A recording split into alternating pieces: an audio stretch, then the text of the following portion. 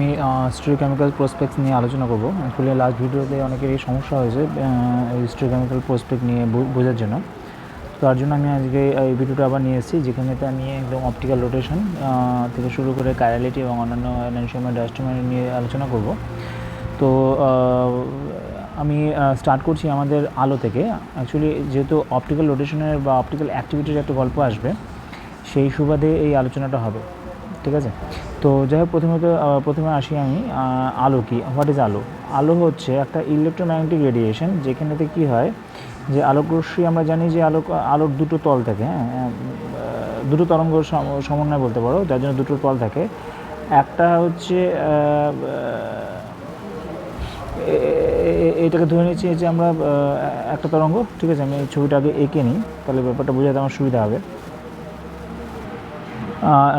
আলো হচ্ছে তড়িৎ চুম্বকীয় তরঙ্গ, যার মধ্যে তড়িৎ ক্ষেত্র আছে, মানে তড়িৎ ক্ষেত্র থাকে। যেই একটা তলের উপরে আলোকরশ্মি এরকমভাবে কী হচ্ছে, তড়িৎ ক্ষেত্রে এরকম করে ভাইব্রেট করতে থাকবে।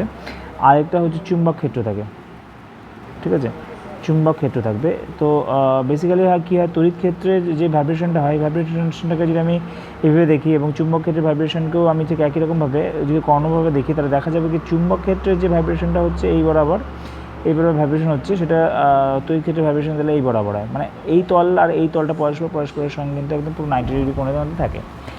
এইবার কোনো টেকনিক্যালি যদি এই চুম্বক ক্ষেত্র বা তড়িৎ ক্ষেত্রটাকে যদি সিজ করে দেওয়া যায়, অর্থাৎ আলোর যদি কি হয়, কোনো একটা টেকনিক্যাল মিনে কোনো রকম টেকনিক দিয়ে আমরা যদি তড়িৎ ক্ষেত্র বা চুম্বক ক্ষেত্রকে স্টপ করে দিই, তাহলে সেক্ষেত্রে দেখা যায় কি, সেক্ষেত্রে দেখা যায় একটা যে আলোটা সৃষ্টি হয়, সেই আলোটা কী হচ্ছে, একটি মাত্র তলে স্পন্দনশীল হবে। সুতরাং মানে এই ক্ষেত্র, মানে এটা বা এটার মধ্যে যখন একটাকে যদি আমি সিজ করি, তাহলে সেক্ষেত্রে দেখা যাবে যে ওর কিন্তু স্পন্দন ক্ষেত্র, মানে যে জায়গাটা ও কম্পন হচ্ছে, কম্পনের যে ক্ষেত্র হয়, আইদার এই তলটা থাকবে, ঠিক আছে, এই তলটা সে কম্পিত হতে হতে কিন্তু এগোবে। কী বললাম, বুঝে যেত? অর্থাৎ তোমার আমাদের যেটা দাঁড়াচ্ছে সেটা হচ্ছে যেটা দাঁড়াচ্ছে সেটা হলো যে নীল বর্ণের শুধু ভাইব্রেশনটা হচ্ছে, অর্থাৎ একটা মাত্র তল থাকে। এই একটা মাত্র তল বিশিষ্ট যে আলো, সেই আলোটাকে বলা হয় plane polarised light. Plane polarised light, ঠিক আছে। এটা হচ্ছে প্লেন পোলারাইজড লাইট, যেখানে শুধুমাত্র একটা তলেই সেই আলোকরশ্মি কিন্তু বা আলোক তরঙ্গের ভাইব্রেশনটা হবে। ওকে, তো এই যে প্লেন পোলারাইজড লাইট যেটা আছে, এই লাইটটাকে যদি ধরো আমাদের এটা হচ্ছে লাইটের সোর্সটা, ঠিক আছে, এখানে হচ্ছে লাইট জ্বলছে। এই লাইটটাকে বাই কোনো একটা টেকনিকের মধ্য দিয়ে কী হচ্ছে, প্লেন পোলারাইজড লাইটে কনভার্ট করা হলো, ঠিক আছে। কনভার্ট করার পর এটাকে যদি কোনো একটা দ্রবণের, কোনো একটা যৌগের দ্রবণের মধ্য দিয়ে বা তরল পদার্থের মধ্য দিয়ে চালনা করা হয়, তাহলে দেখা যায় কি এর মানে যদি এই যৌগটার পক্ষে এরকম হয় যে যৌগটা কী করছে, এই যে কম্পন তল, মানে প্লেন পোলারাইজড লাইটের যে তলটা আছে, সেই তলটাকে সে কিছুটা ঘুরিয়ে দিয়েছে, আইদার সে ডান দিকে ঘুরিয়েছে অথবা সে বাঁ দিকে ঘুরিয়েছে, ঠিক আছে। তাহলে সেক্ষেত্রে আমরা বলবো হচ্ছে এই যৌগটাকে আলোক সক্রিয় যৌগ, ঠিক আছে, আলোক সক্রিয় যৌগ। অর্থাৎ কী হচ্ছে আলোক সক্রিয় যৌগ কোনটা, যেসব যৌগের মধ্য দিয়ে সমতল সমবর্তী আলো, ঠিক আছে, বা প্লেন পোলারাইজড লাইট পাঠালে আলোকের সমবর্তন তল, মানে প্লেন অফ পোলারাইজেশন যেটা, সেই প্লেনটার কী হচ্ছে আবর্তন ঘটে, তাদেরকে বলা হবে আলোক সক্রিয় যৌগ, ঠিক আছে। এবং এক্ষেত্রে একটা কথা মাথায় রাখবা যে আলোক সক্রিয় যৌগগুলো যারা আলোর প্লেনটাকে, প্লেন পোলারাইজের যে লাইটের যে প্লেনটা আছে, সেই প্লেনটাকে যদি ডান দিকে করা যায়, সাপোজ ধরো এই তলে ভাইব্রেশন হয়ে আসছিল, হ্যাঁ, বাস্তবিক পক্ষে যখন দ্রবণ ছিল না তখন হলো, তো দেখা গেল কি দ্রবণ দেওয়ার পরে আলোকরশ্মি তার যে তলটা আছে, সেই তলটা ডান দিকে ঘুরে গেছে, ঠিক আছে। তাহলে এরকম করে ডান দিকে ঘুরতে পারে, আরেকটা হচ্ছে বাঁ দিকে ঘুরতে পারে। ওকে, যখন ডান দিকে ঘুরবে তখন হয় হচ্ছে প্লাস আইসোমার, যেটাকে বলা হচ্ছে ডেক্সট্রো রোটেটরি, যেটাকে স্মল ডি দিয়ে আমরা ডেজিগনেশন করি, ঠিক আছে। যদি বাঁ দিকে ঘোরা তাহলে মাইনাস আইসোমার বা এল দিয়ে প্রকাশ করা হয়, ঠিক আছে। তো মাথায় রাখতে হবে, যদি কোনো একটা যৌগ আলোক সক্রিয় হয়, ওর কিন্তু আমরা দুটো আইসোমার পাবো, একটা হচ্ছে প্লাস আইসোমার, একটা হচ্ছে মাইনাস আইসোমার, পাবো। এরকম নয় যে প্লাস থাকবে মাইনাস থাকবে না, মাইনাস থাকবে প্লাস থাকবে না, এরকম হতে পারে না। একজনের যদি প্লাস হয় তাহলে একজনের মাইনাস হবে, আরেকজনের যদি মাইনাস হয় একজনের প্লাস হবে। এবং এই দুটো আইসোমারের মধ্যে একটা রিলেশনশিপ অবশ্যই থাকবে, সেটা কি, এরা একে অপরের দর্পণ প্রতিবিম্ব হবে, ঠিক আছে, এরা একে অপরের দর্পণ প্রতিবিম্ব হবে, এটা হতেই হবে ওদেরকে। হ্যাঁ, তো দর্পণ প্রতিবিম্ব হবে। একটা এক্সাম্পল দিই, সাপোজ ধরো তোমার কাছে আছে এই যৌগটা COOH, সি, এখানে ধরে নাও OH, এখানে ধরে নাও H, এখানে আছে ধরে নাও হচ্ছে CH2। এটারে যদি তুমি দর্পণ প্রতিবিম্ব আঁকতে যাও তাহলে পাচ্ছ হচ্ছে COOH, OH, H, CH2। এটা দর্পণ প্রতিবিম্ব। খুব ভালো করে লক্ষ্য করে দেখো, এটা ঠিক অপোজিট, জাস্ট এটাকে উল্টে দাও তাহলে কিন্তু তুমি এটা পাচ্ছ, ঠিক আছে। অ্যাকচুয়ালি এরকমভাবে উল্টো দিলে হবে না, একে দর্পণ রাখো এরূপ সামনে, দর্পণ রিফ্লেকশন যদি রাখো, রিফ্লেক্টর যদি দেখো তাহলে তুমি এটা পাবে। এবং এই রিফ্লেক্টরে এটাকে প্রকাশ করতে গেলে লক্ষ্য করে দেখবে এটা হচ্ছে আমি 2D পিকচার রেখেছি, তাই তোমাকে 3D পিকচার কিন্তু আঁকতে হবে। এই 3D পিকচার আমাদের খাতার মধ্যে আঁকা সম্ভব নয়, তো যার জন্য কী হচ্ছে আমরা 3Dকে 2Dতে প্রজেক্ট করি, অর্থাৎ প্রজেকশন করা হয়। দু ধরনের প্রজেকশন হয়, একটাতে হচ্ছে এখানে যেটা বলা হয়, যেটা তোমাদেরকে অলরেডি বলা আছে, যে এদের মধ্যে তুমি ধরে নাও যে এই কার্বনটা আর এই হাইড্রোজেনটা একই তলে আছে, অর্থাৎ আমাদের খাতার যে তল সেই খাতার তলে আছে। তাহলে সেক্ষেত্রে আমরা এটাকে প্রজেক্ট করবো এরকমভাবে যে আমরা একে নর্মাল লাইন দেবো, নর্মাল লাইন দিয়ে COOH লিখলাম, এখানে H লিখলাম, ঠিক আছে। এবার ধরে নাও হচ্ছে এই OHটা আছে খাতার প্লেনের পিছনে, অর্থাৎ ডটেড লাইন করে আমি OHটাকে পিছনে দেবো, আর CH3 আমাদের খাতার উপরে থাকবে, ঠিক আছে। তাহলে 3 ডাইমেনশনালটা কিন্তু আমরা এখানে খাতার মধ্যে ইনপুট করতে পারলাম, ঠিক এইভাবে ইনপুটটা হলো, ঠিক আছে। আরেকটা প্রজেকশন আছে যেখানে কি হয় আমরা দাগ দিয়ে বোঝাই, অর্থাৎ এই হচ্ছে দাগটা আছে COOH টপে, আমাদের খাতার প্লেনে যেই অ্যাটমগুলো আছে সেই অ্যাটমগুলোকে লিখবো আগে। টপে আছে COH, খাতার প্লেনে আছে হচ্ছে H, অর্থাৎ H হলো নিচে, এবার OH আছে ডান পাশে, CH3 থাকবে হচ্ছে বাঁ পাশে। এরকমভাবে এইখানে যে কার্বনটা আছে সেই কার্বনটাকে কিন্তু আমার আলাদা করে লিখতে হলো না, যেটা এখানে লিখেছি এই কার্বনটা হচ্ছে এটা। তো এটা হচ্ছে ফিশার পজিশন, এটা হচ্ছে নিউম্যান পজিশন। তো যাই হোক, এইরকমভাবে আমরা কিন্তু একে দেখাতে পারি আর কি, ঠিক আছে। এই 3Dকে 2Dতে দেখানো হচ্ছে আর কি খাতার মধ্যে, খাতার তলে। তো এইভাবে আমরা প্রকাশ করি। এইবার সাপোজ ধরো আমাদের প্রদত্ত ক্ষেত্রে এই যৌগটা আছে, আমি এই পজিশনে দেখাচ্ছি, দেখো এই যৌগটার হচ্ছে দর্পণ প্রতিবিম্ব হবে কীরকম, আমি জাস্ট এরকম লিখবো COOH টপে ছিল, হাইড্রোজেন নিচে ছিল। এবার এটা যদি দর্পণ হয় তাহলে এখানে কী আসবে, OHটা কিন্তু এই জায়গায় আসবে, CH3টা এই পাশে আসবে। অর্থাৎ এক্ষেত্রে মাথায় রাখতে হবে যে যদি এটা L হয়, L আইসোমার, তাহলে এটা কিন্তু D আইসোমার হবে। অর্থাৎ এটা মাইনাস যদি হয় তাহলে হবে এটা হচ্ছে প্লাস আইসোমার। অর্থাৎ এটা হচ্ছে প্লেনটাকে বাঁ দিকে ঘোরাবে, এটা প্লেনটাকে ডান দিকে ঘোরাবে। এবার স্ট্রাকচার দেখে কিন্তু বলা সম্ভব নয় কে কোন দিকে ঘোরাচ্ছে, এটা মানে নির্দিষ্ট কোনো রুলস নেই যে আমি এটা স্ট্রাকচার দেখে বলে দিলাম যে ও ডান দিকে ঘোরাবে, ও বাঁ দিকে ঘোরাবে, ঠিক আছে, আলোর প্লেনটাকে। তো কাজেই ডেক্সট্রোরোটেটরি কেন, লিবোরোটেটরি কেন, এই প্রশ্ন করলে সে তার কোনো উত্তর কিন্তু আমি দিতে পারবো না। কিন্তু এক্ষেত্রে মাথায় রাখতে হবে যদি এটা L হয় তাহলে এটা হচ্ছে D হবে। এইবার যেই সমস্ত ক্ষেত্রে দেখা যায় যে দুটো আইসোমার পরস্পরের সঙ্গে দর্পণ প্রতিবিম্ব সম্পর্কিত, ঠিক আছে, এবং যাদেরকে সুপার ইম্পোজ করা যায় না, অর্থাৎ একে অপরের উপরে ইম্পোজ করা যায় না, মানে এটাকে আমি তুলে নিয়ে এসে এটার উপরে বসাতে পারবো না, ঠিক আছে। মানে ধরো এটা আছে আমার কাছে, এটাকে তুলে নিয়ে এসে আমি এইখান থেকে এইখানে ইম্পোজ করতে পারবো না, ঠিক আছে। তোমার মনে হতে পারে এখানটা দেখে যে আমি তো এটাকে ঘুরিয়ে দিলে পরে, আমি যদি একে রোটেশন করে দিতাম এরকম, তাহলে পরেই তো ইম্পোজ করা যেত, তাই না। তো কিন্তু মাথায় রাখতে হবে যে এটাকে রোটেশন এইভাবে করা যাবে না। তুমি একবার রোটেশন যদি করো তাহলে সেকেন্ড টাইম আবার রোটেশন করতে হবে, আদারওয়াইজ এটার কনফিগারেশন চেঞ্জ হয়ে যাবে, মানে সে অন্য আইসোমারে পরিণত হবে। যে আইসোমার দুটোর মধ্যে পার্থক্য কোথায় আছে দেখো, এখানে পার্থক্যটা কোথায়, এখানে পার্থক্যটা হচ্ছে এদের ত্রিমাত্রিক বিন্যাসে, ঠিক আছে, ত্রিমাত্রিক বিন্যাসে। অর্থাৎ দেখো এখানে COOH উপরে, নিচে H, এখানে H, এর পার্থক্যটা হচ্ছে OHটা এইটার ক্ষেত্রে ডান পাশে আছে, OHটার ক্ষেত্রে বাঁ পাশে আছে, অর্থাৎ ত্রিমাত্রিক বিন্যাসের মধ্যে পার্থক্য।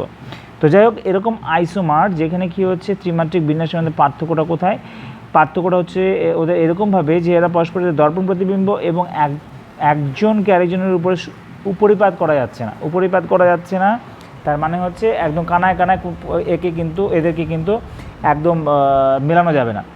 এরকম রিলেশনশিপের জন্য আমরা এদেরকে বলবো হচ্ছে এনানসিওমার, ঠিক আছে। এইরকম এনানসিওমার মানে যাদের ক্ষেত্রে, যে আইসোমারগুলোর ক্ষেত্রে কী হবে যে দর্পণ প্রতিবিম্ব রিলেশনশিপ থাকবে তাদেরকে আমরা বলবো হচ্ছে এনানসিওমার। ঠিক আছে, এখানে যেরকম এটার সঙ্গে এটা আছে এনানসিওমার। ঠিক আছে, আর যাদের মধ্যে এরকম দর্পণ প্রতিবিম্ব রিলেশনশিপ থাকবেই না তাদেরকে বলা হবে ডায়াস্টেরিওসোমার। আরেকটা এক্সাম্পল দিই, ব্যাপারটা ক্লিয়ার হবে। যে ধরো দুটো যৌগ আছে, যৌগ বলা ভুল হবে, দুটো আইসোমার, আমি তিনখানা আইসোমার রাখবো। এটা হচ্ছে তার মধ্যে একখানা, এটা হচ্ছে আরেকখানা, এটা হচ্ছে আরেকখানা। ঠিক আছে, এরকম তিনখানা যৌগ আছে যাদের মধ্যে এই দুটো, এই যে আইসোমার দুটো আছে উপরের দুটো আইসোমার, এই দুটো আইসোমারের মধ্যে পার্থক্য কোথায়? এটা দর্পণ প্রতিবিম্ব, অর্থাৎ এরা পরস্পরের এনানসিওমার। ঠিক আছে, এরা পরস্পরের হচ্ছে এনানসিওমার। আর এটার সঙ্গে এটা রিলেশনশিপ কি?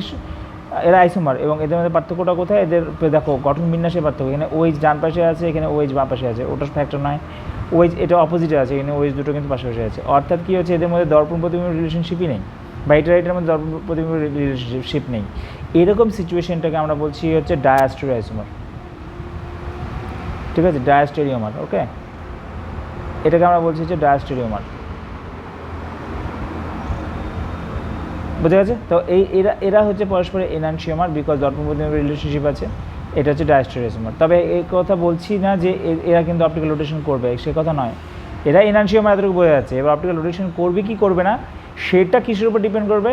সেটা ডিপেন্ড করবে যে সামগ্রিক যেই স্ট্রাকচারটা আছে বা সামগ্রিক যেই গঠনটা আছে এদের ত্রিমাত্রিক গঠন, সেই গঠনটা প্রতিসম না অপ্রতিসম। অর্থাৎ তোমার এখানে গল্প চলে আসলে হচ্ছে প্রতিসাম্যতার। ঠিক আছে, প্রতিসম না অপ্রতিসম। প্রতিসম বা অপ্রতিসম বলতে কী বোঝায়? প্রতিসম বলতে বোঝায় যে আমি কি সিস্টেমটাকে সমান দুইভাবে ভাগ করতে পারি।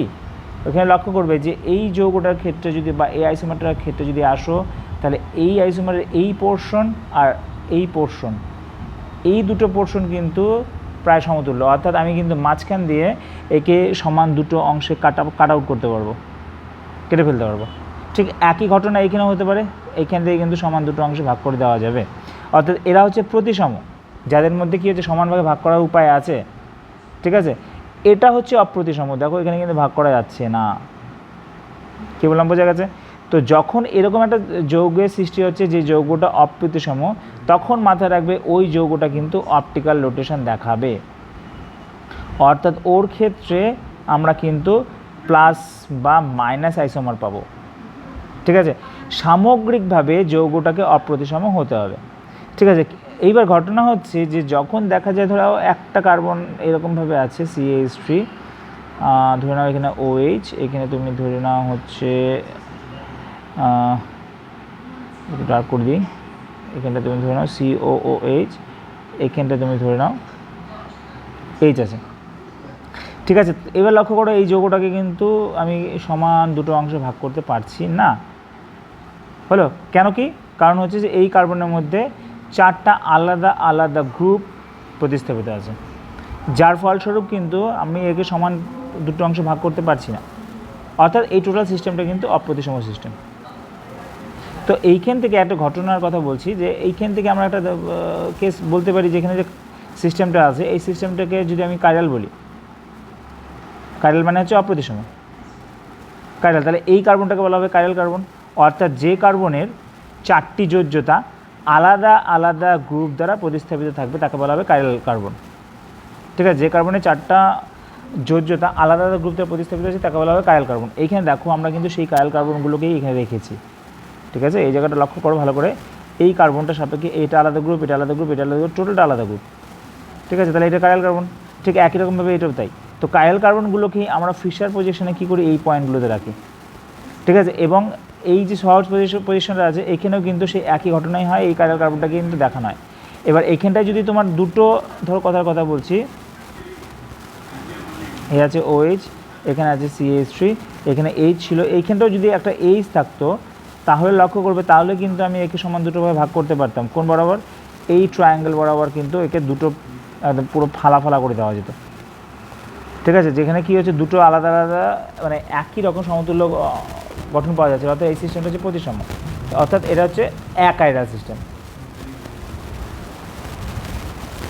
ঠিক আছে, এবং এই কার্বনটাকে বলা হচ্ছে অ্যাকাইরাল কার্বন। তাহলে অ্যাকাইরাল মানে হচ্ছে প্রতিসম, কাইরাল মানে হচ্ছে অপ্রতিসম।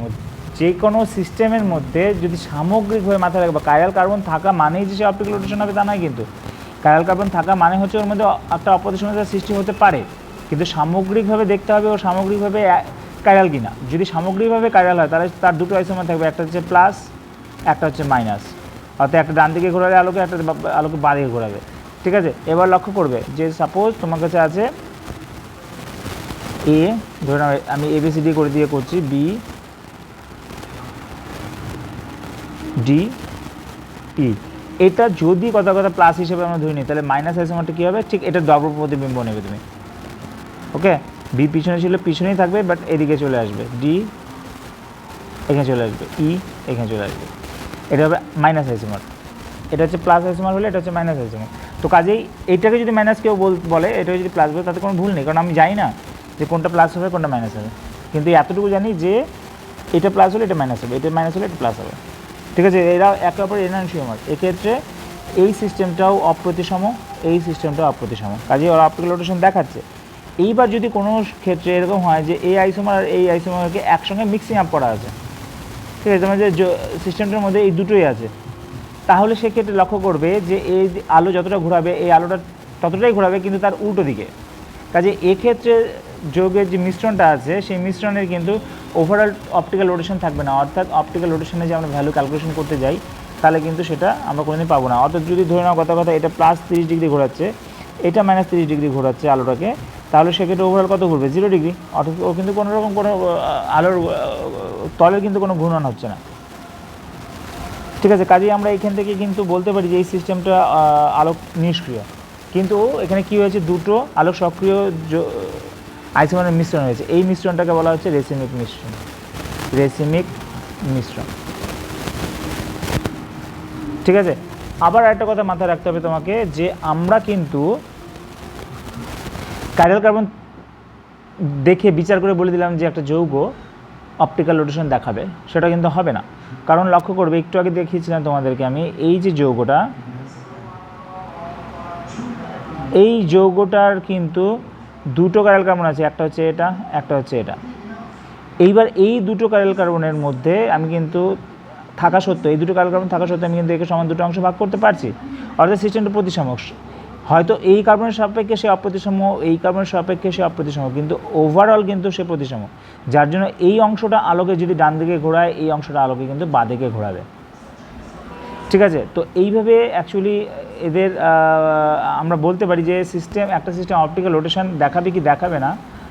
ঠিক আছে, সেই অপটিক্যাল রোটেশন কি দেখাবে না সেটা কিন্তু ডিপেন্ড করবে সামগ্রিক যৌগটার কাইরালিটির উপরে। যদি সামগ্রিকভাবে যৌগটা কাইরাল হয়, অর্থাৎ অপ্রতিসম হয়, তাহলে সে আলোকের রোটেশন ঘটাবে, এবং সেক্ষেত্রে দুটো আইসোমার পাবো, একটা হচ্ছে প্লাস, একটা হচ্ছে মাইনাস, যাদের মধ্যে মিরর ইমেজ রিলেশনশিপ থাকবে এবং যাদেরকে আমরা বলবো এনানসিওমার।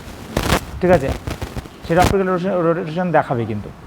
ওকে, তো এই গেল আমাদের কাইরাল কার্বন। এবার কাইরাল কার্বনের ক্ষেত্রে কিছু কিছু সময় কী হয়, কাইরাল কার্বনকে না আমাদের ডেজিগনেশন করতে হয়, অর্থাৎ সে RS ডেজিগনেশন বা DL ডেজিগনেশন সেটা করতে হয়।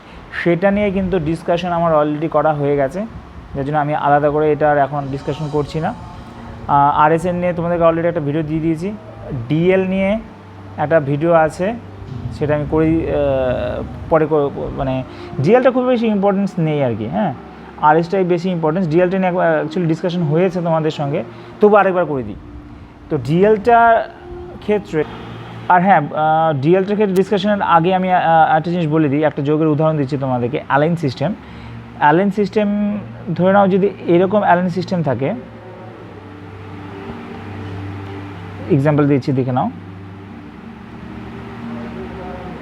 দেখো এখানে কী হয়েছে, এই কার্বন sp2, এই কার্বন sp, এই কার্বন sp2, এবং এই হাইড্রোজেন আর এই হাইড্রোজেন দেখতে একই রকম মনে হচ্ছে, কিন্তু এটা যদি খাতার প্লেনে থাকে, হাইড্রোজেন ক্লোরিন এই খাতার প্লেনে থাকে, তাহলে সেই খাতার প্লেনের সঙ্গে একটা 90 ডিগ্রি প্লেন আঁকো, সেখানে কিন্তু এই যে হাইড্রোজেন আর ক্লোরিনটা আছে, এই হাইড্রোজেন আর ক্লোরিনটা, ঠিক আছে, আর এই হাইড্রোজেন আর ক্লোরিনটা আছে কিন্তু এখানে, অর্থাৎ কি সিস্টেমটা কিন্তু প্রতিসম নয়, অপ্রতিসম। একে সমান দুটো অংশ তুমি চেষ্টা করলে কোনোদিন ভাঙতে পারবে না।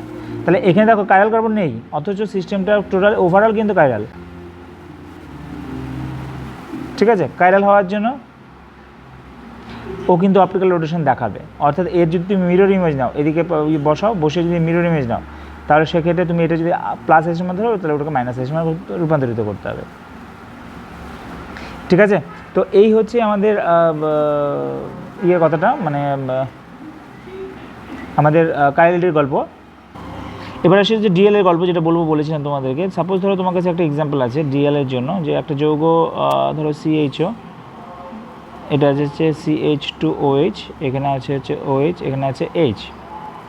ঠিক আছে, তো এই ক্ষেত্রে আমাদের যেটা করতে হয় সেটা হচ্ছে যে ফিশার প্রজেকশনে যদি এইভাবে প্রজেক্টেড না থাকে, যে তোমাকে দেখা গেল যে প্রজেকশন দিয়ে রেখেছে এরকমভাবে যে CHO, H নিচে দিয়েছে, OHটাকে এখানে দিয়েছে এবং বলে দিয়েছে যে CH2OH। এই সিস্টেমটা ডিএল কী হবে? তো প্রথম কন্ডিশন হচ্ছে সেটা হলো যে 1 নম্বর মেইন কার্বন চেইনের, যেটা মেইন কার্বন চেইন, অর্থাৎ এই হচ্ছে কার্বন চেইনটা মেইন, এই মেইন কার্বন চেইনের 1 নম্বর কার্বনকে তোমার টপ পজিশনে রাখতে হবে এবং সর্বশেষের কার্বনকে তোমার বটম পজিশনে রাখতে হবে। অর্থাৎ তোমার হিসেবটা আসছে কিন্তু এইরকমভাবেই, এটা 1 নম্বর, 2, 3, ঠিক আছে, এটা টপ পজিশনে চলে যাচ্ছে। তাহলে এই 1, 2, 3কে আমরা কী করছি, একদম নির্দিষ্টভাবে উপর দিক থেকে নিচের দিকে কিন্তু রাখছি। হলো, এইবার এই যে কার্বন চেইনটা আছে, এই যে কাইল কার্বন, সেই কাইল কার্বনটার সাপেক্ষে আমাদের সংযুক্ত গ্রুপগুলো থাকবে, সেই গ্রুপগুলোকে প্রায়োরিটি ওয়াইজ সাজাতে হবে। প্রায়োরিটি কোন হিসেবে আসবে? প্রায়োরিটি আসবে যেই অ্যাটমের থ্রুতে এটা কার্বনের সঙ্গে কানেক্টেড আছে সেই অ্যাটমটার পারমাণবিক গুরুত্ব দিয়ে হিসাবটা হয়। যদি দেখা যায় যে পারমাণবিক গুরুত্ব দিয়ে হিসাব হচ্ছে না, দুটো একই অ্যাটম আছে, তাহলে তার পরবর্তী অ্যাটমে কিন্তু আমরা চলে যাব, তার আবার পারমাণবিক গুরুত্বের সঙ্গে কম্পেয়ার করবো। ঠিক এইভাবে কিন্তু আমরা আস্তে আস্তে এগোই। তো যাই হোক, প্রায়োরিটি ওয়াইজ আমাদের কী করতে হচ্ছে, প্রায়োরিটি ওয়াইজ এটাকে কিন্তু আমাদের নাম্বারিং করতে হচ্ছে। দেখো এখানে হাইড্রোজেন আর অক্সিজেনের মধ্যে নাম্বার প্রায়োরিটি কার বেশি? অক্সিজেনের 1 লিখবো, এটা 2 লিখবো। যেহেতু 1টা রাইট সাইডে আছে সেই জন্য এটা ক্যাপিটাল T। ঠিক আছে, যদি তোমাকে বলতো যে না এটার এই আইসোমারটা কেমন হবে, তাহলে সেক্ষেত্রে তুমি কী করবে? আগে তুমি মেইন চেনটা করে নিলা। এবার তোমাকে বলেছে D না L, বলে দিয়েছে L, তাহলে এবার তোমার গ্রুপের মধ্যে থাকলো কি হাইড্রোজেন আর OH, এটা 1 নম্বর প্রায়োরিটি, 2 নম্বর প্রায়োরিটি। এবার যেহেতু বলেছে L, সেই জন্য আমি কী করবো, একে লেফটে রাখবো, অর্থাৎ OHটাকে লেফটে রাখবো, Hকে রাইটে রাখবো। এইভাবে কিন্তু আমরা DL এর নামকরণ সাধারণত করে থাকি। ফর এক্সাম্পল, তোমাকে বলা হচ্ছে যে ডি ল্যাকটিক অ্যাসিড, কী হবে? স্ট্রাকচারটা দেখাও। ঠিক আছে, ডি ল্যাকটিক অ্যাসিডের সংকেত কী? ল্যাকটিক অ্যাসিডের ক্ষেত্রে আমরা জানি যেটা দাঁড়ায় সেটা হচ্ছে CH3 CHOH COH, যেটা হচ্ছে ল্যাকটিক অ্যাসিড। এবার এটা হচ্ছে কাইরাল কার্বন, তাহলে আমরা এই করলাম দাগ দিলাম। এবার হচ্ছে আমাদের মেন কার্বন হচ্ছে এটা 1, এটা 2 নম্বর কার্বন, এটা 3 নম্বর কার্বন, তাহলে 1, 2, 3 উপরে চলে আসবে COOH, নিচে চলে যাবে হচ্ছে CH3। এইবার এই দুটোর মধ্যে পড়ে আছে OH আর হাইড্রোজেন, OHকে আমার প্রেফারেন্স দিতে হবে। কাজে যেহেতু বলেছে এখানে ডি হওয়ার জন্য কী হচ্ছে, আমাকে ওকে কী করতে হচ্ছে, রাইট সাইডে OHকে রাখতে হচ্ছে, তাহলে লেফট সাইডে হাইড্রোজেন চলে যাবে। এটা হচ্ছে ডি। মাইনাসেরটা নিয়ে কোনো রকম কোনো বিচার হবে না, তুমি এটাকে যদি মাইনাস করো তাহলে এটা মাইনাস থাকবে, যদি এটার এনানসিয়াম মান নাও সেটাও কিন্তু মাইনাস হতে পারে, সেটা মাইনাসটাকে মাইনাস প্লাস ওর স্ট্রাকচার দেখে কোনো দিন বিচার হয় না। ঠিক আছে, তার মানে কি এই কাইরাল কার্বনটার সাপেক্ষে আমাদের টোটাল ইয়েটা দাঁড়াচ্ছে হচ্ছে, স্ট্রাকচারটা দাঁড়াচ্ছে জি কনফিগারেশন। ঠিক আছে, একই রকমভাবে যদি একাধিক কাইরাল কার্বন থাকে, ধরো CH3, এখানে আছে সি, এটা কত নম্বর কার্বন? এটা হচ্ছে 2 নম্বর, এটা হচ্ছে 3 নম্বর, এরপরে চলে আসবে হচ্ছে 4 নম্বর, এখানে আছে ধরে নেওয়া হচ্ছে OH, এখানে ধরে নেওয়া OH, এখানে হচ্ছে H, এখানে H। তাহলে লক্ষ্য করবে 2 নম্বরের সাপেক্ষে এটা হচ্ছে মেইন চেইন, তাহলে আমার মাথা ব্যথা কী করছে, এই কাইরাল কার্বন আসো, ডান পাশে আছে OH, বাঁ পাশে আছে এটা, তার মানে এটা আছে ডান পাশে বাঁ পাশে, রাইট? সেই জন্য এই 2 নম্বর পজিশনে কী আসবে হচ্ছে রাইট, এটা আসবে, যেহেতু রাইট সাইডে আছে সেই জন্য আসবে আর, অর্থাৎ যোগটা হচ্ছে 2R 3R। সরি, আমার একটু ভুলে গেছে, এটা হচ্ছে 1 নম্বর আছে, এটা এলে আসবে, আরে নয়, এটা এলে আসবে। ঠিক আছে, এটা এলে আসবে, একটু ভুলে গেছে আমার, এলে আসবে কারণ এটা লেফটে আছে। ঠিক আছে, তো যাই হোক, এটা হবে 2L 3R। তো আমাদের নামকরণটা করবো কী করে? মাইনাস আইসোমার ধরলাম, প্লাস ধরলাম, এটাকে প্লাস বিউটেন হচ্ছে বিউটেন, কারণ 4টা কার্বন আছে। 2 নম্বর পজিশনে 2L, 3 নম্বর পজিশনে 3D, দুটো OH গ্রুপ আছে সেজন্য ডাইঅল। এটা হচ্ছে স্ট্রাকচার। ঠিক আছে, এইভাবে DL আমরা কিন্তু নোটিফিকেশন করি। ওকে, দ্যাটস ইট।